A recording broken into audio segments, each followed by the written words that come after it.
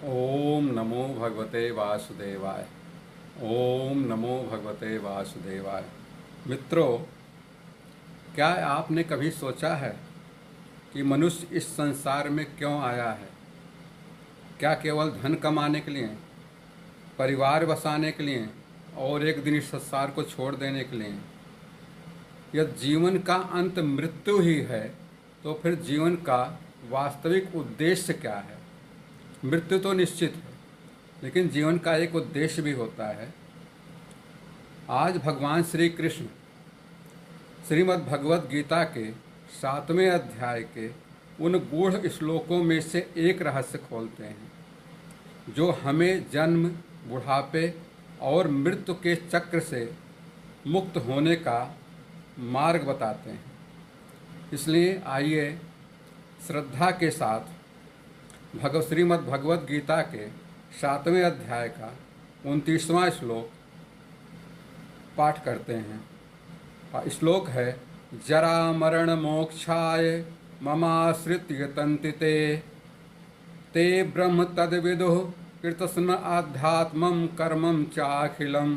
अर्थात भगवान श्री कृष्ण यहाँ पर कहते हैं, जो लोग बुढ़ापे, मृत्यु और बंधन के मुक्त होने के लिए मेरा आश्रय लेकर प्रयास करते हैं, वे परम ब्रह्म को जान लेते हैं तथा संपूर्ण अध्यात्म और समस्त कर्मों के वास्तविक रहस्य को समझ लेते हैं।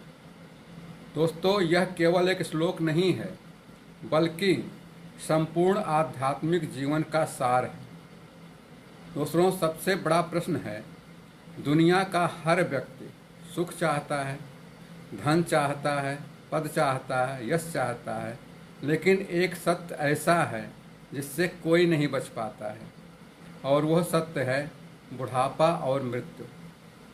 बुढ़ापा तो शायद अकाल मृत्यु की वजह से किसी को नहीं आता है, लेकिन मृत्यु तो अटल सत्य है। राजा हो या रंक, विद्वान हो या सामान्य व्यक्ति, एक दिन शरीर को छोड़ना ही पड़ता है।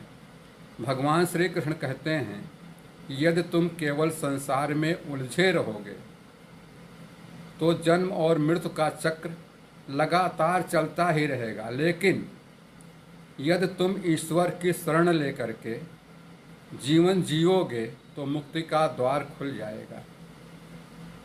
ईश्वर कहते हैं ममाश्रित। ममाश्रित का वास्तविक अर्थ होता है मेरा आश्रय। आशी भगवान श्री कृष्ण का आश्रय लेकर के। इसका अर्थ मित्रों केवल पूजा पाठ करना ही नहीं है, बल्कि इसका अर्थ है हर परिस्थिति में। पूजा पाठ तो सभी लोग करते हैं। तुलसी जप तप नेम व्रत सब ही ते होए, नेह निवाहन एक रस जानत बिरले कोय।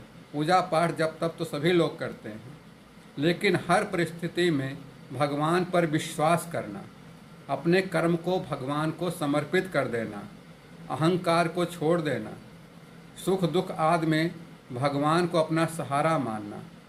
जब मनुष्य ऐसा करता है तब उसके जीवन में एक अद्भुत परिवर्तन आता है। भय कम होने लगता है और मन में शांति का उदय होता है। ब्रह्म, अध्यात्म और कर्म का रहस्य क्या कहता है? भगवान कहते हैं कि ऐसा साधक 3 महान सत्यों को जान लेता है, जो है ब्रह्म।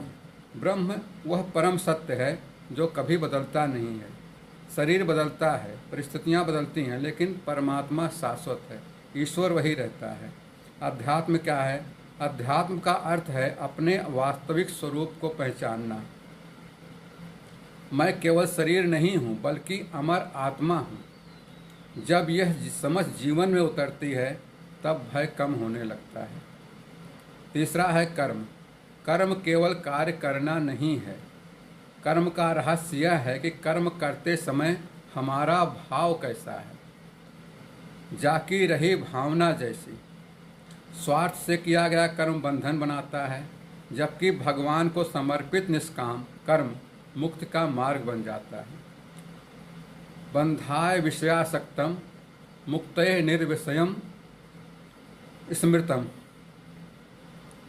जब आप विषय में आसक्त हो जाते हैं तो बंधन में हो जाते हैं। जब भगवान को अर्पित करके निर्विषयी हो करके निर्भक्त निस्वार्थ भाव से कर्म करते हैं, तब आपका कर्म मुक्ति का मार्ग बन जाता है।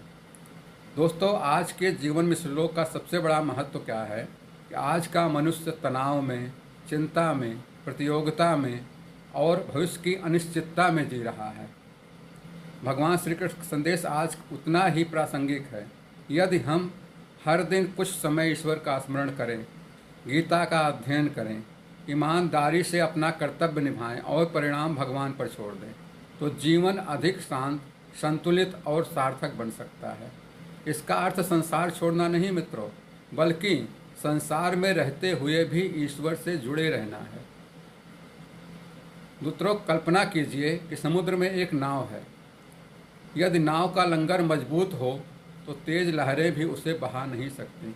इसी प्रकार जब हम आप भगवान की शरण हमारा आध्यात्मिक लंगर है, आइए हम पकड़े रहते हैं, भगवान को चरण पकड़े रहते हैं, शरण में रहते हैं, तो जीवन में कठिनाइयाँ आएगी, कठिनाइयाँ तो आती हैं, लेकिन ईश्वर में हमारा स्थिर विश्वास हमारे जीवन को डगमगाने नहीं देगा। दोस्तों, भगवान श्री कृष्ण हमें बताते हैं कि जीवन का अंतिम लक्ष्य केवल सफलता या संपत्ति ही नहीं है, बल्कि आत्मज्ञान और ईश्वर की प्राप्ति है। जो व्यक्ति भगवान की शरण में आता है वह धीरे धीरे ब्रह्म को जानता है, ईश्वर को जानता है, आत्मा को पहचानता है और कर्म के रहस्य को समझता है। यही समझ उसे जन्म और मृत्यु के भय से ऊपर उठा देती है, मोक्ष की तरफ ले जाती है। इसलिए दोस्तों, आज संकल्प लें, प्रतिदिन कुछ समय भगवान के नाम का स्मरण करेंगे, भगवत गीता का अध्ययन करेंगे और प्रत्येक कर्म को भगवान श्री कृष्ण को समर्पित करके चलेंगे। यही गीता का संदेश है, यही सच्चा मार्ग है। मित्रों, इससे अगले श्लोक के लिए फिर मिलेंगे। तब तक के लिए श्री कृष्ण शरणम मम, श्री कृष्ण शरणम मम।